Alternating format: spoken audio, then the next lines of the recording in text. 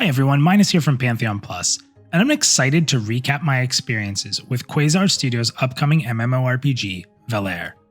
I hope you enjoy this video, and if so, please make sure to check out their project at playvalar.com. It's also very important to note a few key details before continuing to watch this video. First, I am not a paid advertiser in any way for this game. The experiences you see here are mine, and the thoughts are exactly what I'm feeling for this game.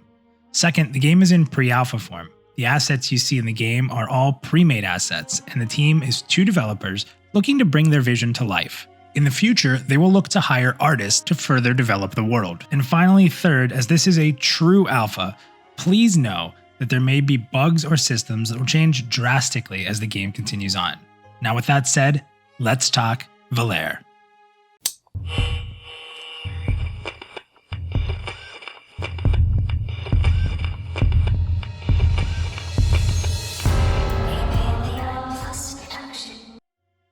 Valar is a sandbox MMORPG that'll feature both extensive and meaningful PvE and PvP combat. The team at Quazer Studios is looking to put the experience in the hand of the player, and it shows within their design to make a vast majority of the items within the game craftable. Rather than hunting down dropped armor or weapons all the time, you may be hunting down important crafting reagents. Players will evolve multiple systems, including a customizable Archetype class system, where every attribute of the play will be levelable through devotion to each system. Later in the video, we will get more in depth on this as we talk about the archetypes individually, the crafting systems, armor systems, and gathering. If you're a PvP fan, there will be some very severe consequences for PvP combat from what they're saying, as you'll be a fully lootable corpse. This provides some interesting scenarios needing to access special crafting stations within PvP zones, or having to cross through a dangerous PvP area to get to where you're going. My advice as a strict PvE player like myself, bring friends and run for your life. To further comment on the game's overarching atmosphere, while stated earlier that they are using preset assets, you can expect the look and feel of the game to stay as you see it. Very vibrant and stylized, as that is the vision of the team. So with that said, let's get into some of the systems. Now let's jump into Valar's Archetype class system. Now during the pre-alpha phase, we were able to try 4 different archetypes. They were Berserker, who used a 2-handed axe or a 1-handed axe, a Warrior, who used 1-handed swords or a sword and a shield, an Oracle, who used a staff, and an Occultist, who could use either a scythe, which was not in the game at the time, or a wand in a single hand. Now in some cases, you would actually be able to mix match these. So you could mix match a Berserker, for example, with a 1-handed axe in one hand and a 1-handed sword in another. And it looks like in the future, you'll be able to do this quite a bit more with the classes to sort of define your class as you would like. Now coming soon, which were not in the pre-alpha, are the following classes: a Pyromancer, an Assassin, a Brawler, a Druid, an Archer, a Shaman, an Alchemist, a Paladin, a Blood Mage, a Shapeshifter, and a Thunderweaver. Now the way this system works is that you would level your archetype by gaining experience with the proper weapons selected. Abilities would be found all over the world, and primary abilities could be traded or purchased on the auction house. Powerful encounter abilities could only be traded, and ultimate abilities could only be found by the player who would use it, either by finding it in a difficult boss fight or possibly completing an epic quest. The pool of class abilities are always dictated by the weapons you hold, very similar to the old Final Fantasy games. And if you're using multiple weapon types to build your own class, so to speak, the experience will be shared between the 2 archetypes, rather than just funneling faster into a single archetype. From what we've seen so far, leveling an archetype allows you not only to grow in power, but also allows you to hit key level requirements for upgrading your weapons, which will obviously grant you more strength.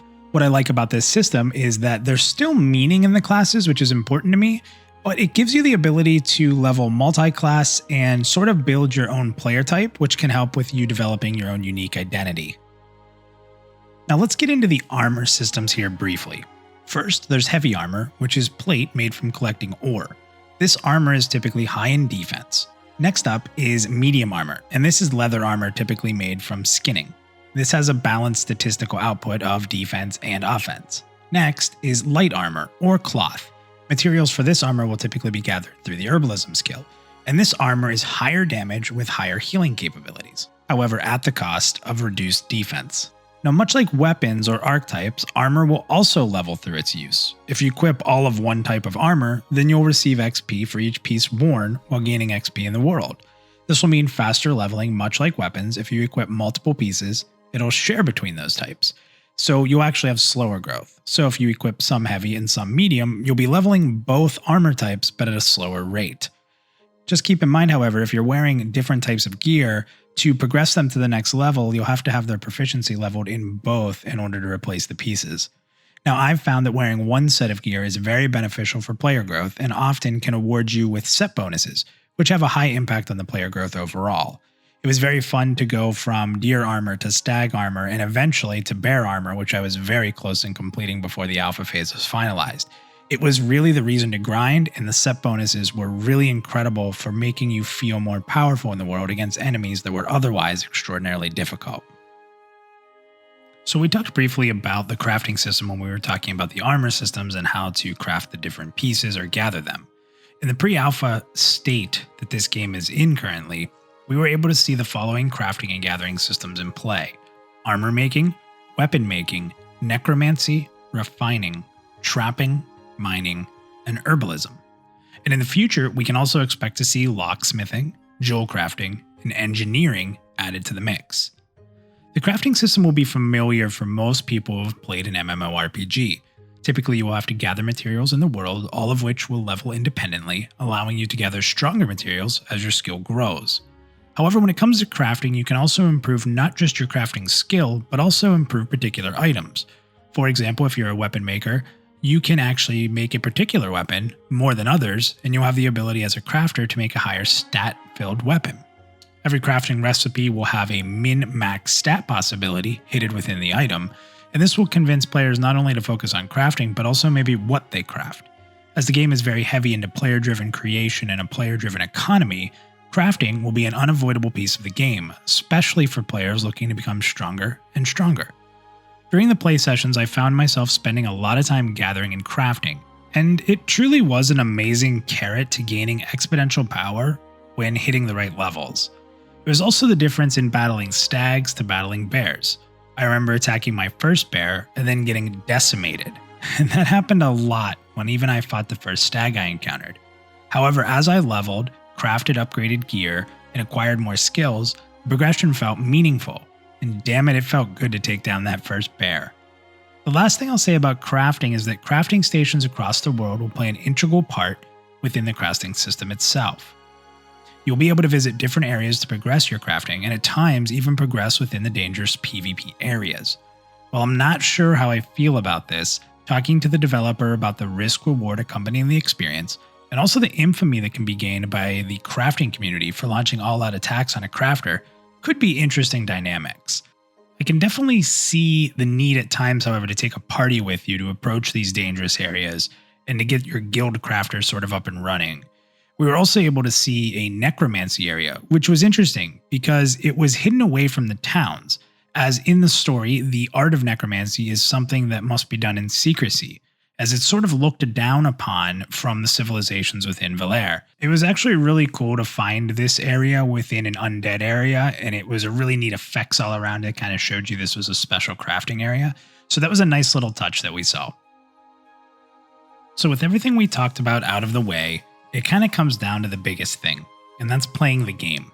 So aside from class structure, item leveling, key mechanics we've experienced thus far in the pre-alpha phase of Valar, the question stands of, is it fun, and how does it feel? I'll openly admit that coming into the pre-alpha with the ability to stream and show the world, I wasn't quite sure what to expect. I've played other pre-alpha games in the past and the experience was rough, but it sort of should be, right? I mean, alpha is a testing phase, at least sometimes.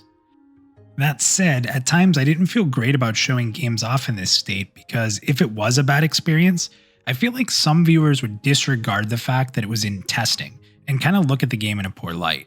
That said, I was ecstatic that not only did Valar erase those fears or thoughts, I actually couldn't stop playing it. While it's true that there were not a lot of different enemy types to tackle in this stage of the development, each type still felt like a step up or a level of progression. When I was decimated by a bear, as I said earlier, my natural instinct was to do whatever it took to avenge that death, as a way to push myself through what I needed to get through to take out that bear. Progressing felt fun because the carrot was always there, whether it was progressing my gathering skills to get my crafting up, or constant combat to level my archetype and armor types, etc. Whatever it was, I wanted more, and I wanted to become stronger to see that next challenge. It's interesting because I was asked by a friend who was watching our streams, what is it that kept you playing? And it was knowing that the time I put in was worth something, that I would be rewarded appropriately through my hard work, and make no mistake that there was a grind, but it felt good. Add to that running around the world also felt great. I couldn't tell you the amount of times that I simply felt lost. Trying to find my friends or party members was actually a challenge, as there was no in-game map. And it's an interesting topic because a lot of the community I deal with has been asking to remove a big large map. When you stumbled upon paths leading you into a spider cave or to a graveyard full of skeletons, it was very exciting. And although it was only a small representation of the full overall game, if this trend continues, players will really enjoy traversing the world. It also helped that there was danger out there. In all my time spent playing, I was able to achieve a pretty high level of strength, but the challenge was always there. While I could eventually take down bears, if I mismanaged my abilities, I could find myself dead very quickly.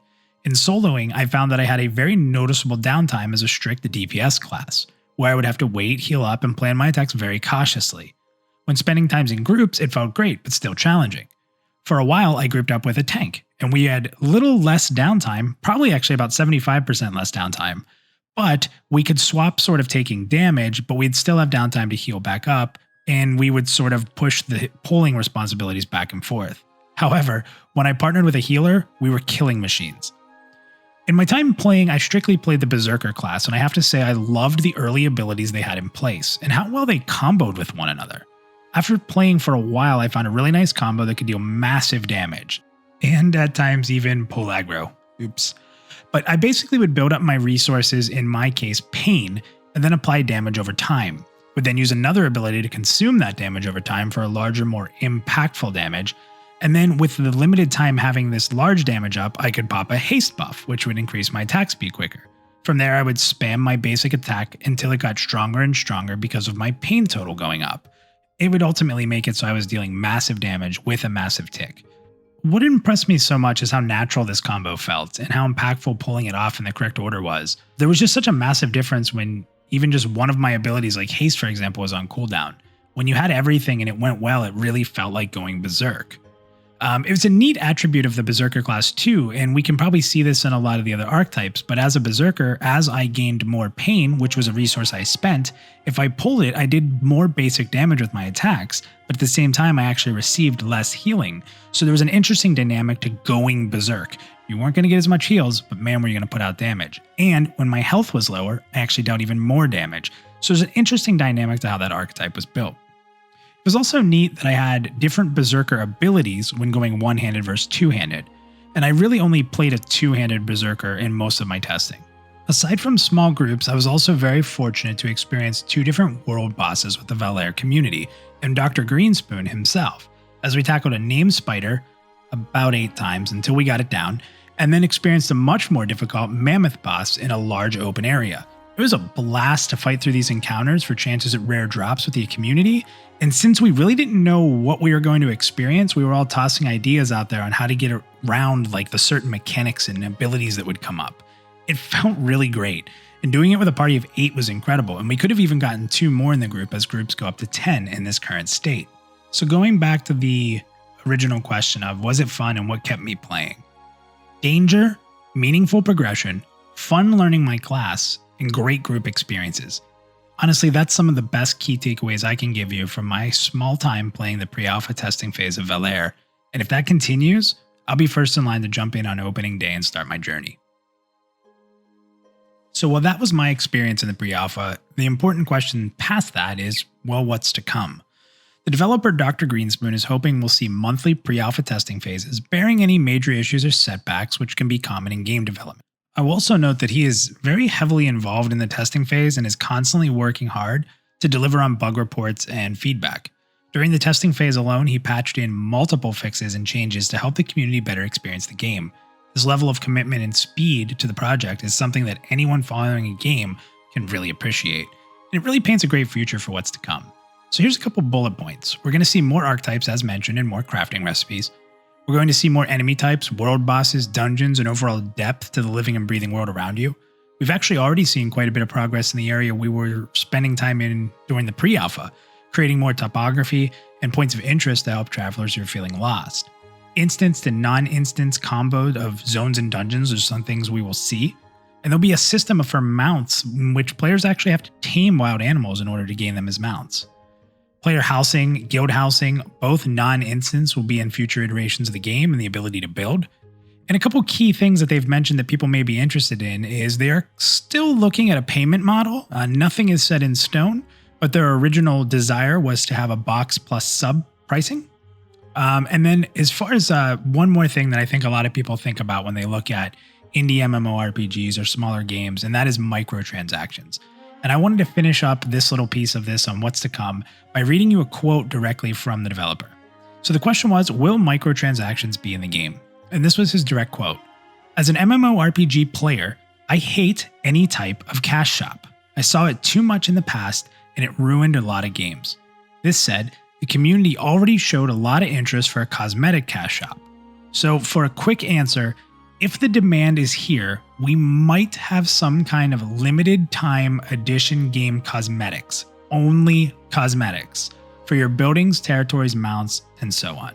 I think a lot of people will enjoy hearing that, as I know cash shops are sort of a dirty word in the industry right now. So thank you all for taking some time to watch us here on Pantheon Plus, and even more for learning a bit more about the upcoming MMORPG, Valar. If you'd like to learn more, please go to www.playvalar.com. We hope to see you in the next texting phase, and hey, tell them Minus sent you. Wait, scratch that. Actually, if you want more credit, tell them Theric sent you. Until next time, everybody, we really look forward to playing some more Valar.